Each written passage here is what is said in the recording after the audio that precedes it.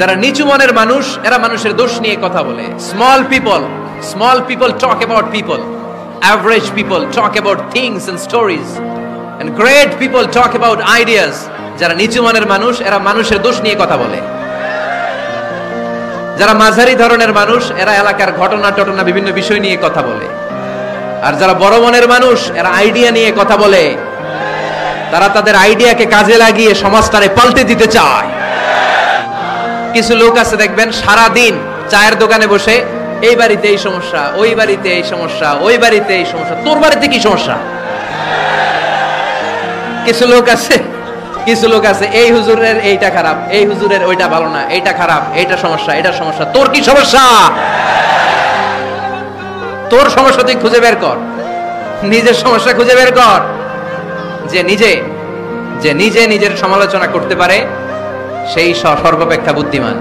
এজন্য খবরদার আমার কলিজার টুকরা যুবক ভাইয়েরা, কখনো কাউকে ব্যঙ্গ করে, বিদ্রুপ করে, ছোট করে কোনো মন্তব্য করা যাবে না। কখনো অন্যের দোষ খোঁজা যাবে না।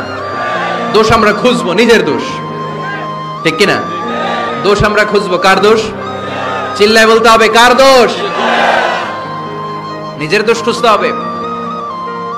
এজন্য নিজেকে শুধরাতে হবে। ওয়ালা তালমিজু আনফুসাকুম, অন্যের দোষ খোঁজো না, নিজের দোষ খোঁজো। তাহলে ফেনীবাসীরা, এই হোক আমাদের স্লোগান, আমরা নিজেদের দোষ খুঁজবো বেশি, অন্য কারো দোষ কখনো খুঁজবো না। আপনি নিজে ঠিক হয়ে যান, দুনিয়া এমনি ঠিক হয়ে যাবে। নিজে ঠিক তো দুনিয়া ঠিক। নিজেকে শুধরান। অন্যের দোষ দেখে তো আমার লাভ নাই। ও কি করছে এটা ও জবাব দিবে, আমি কি করেছি আল্লাহর সুপ্রিম কোর্টের কাঠ করায় সেদিন আমাকে জবাব দিতে হবে। চিল্লায় বলো, ঠিক কিনা?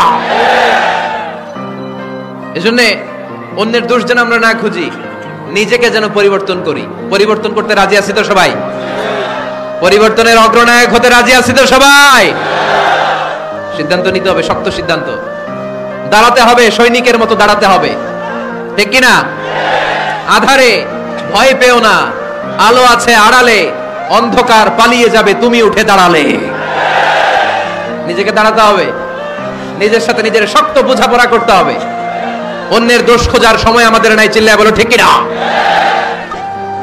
দোষ খোঁজা যাবে না, নিজের দোষ নিজের আমরা খুঁজবো। বসেন বসেন। কে ঢুকছে এখানে? হ্যাঁ, কারেন্টের শক করছে? সাপ ও শুনতে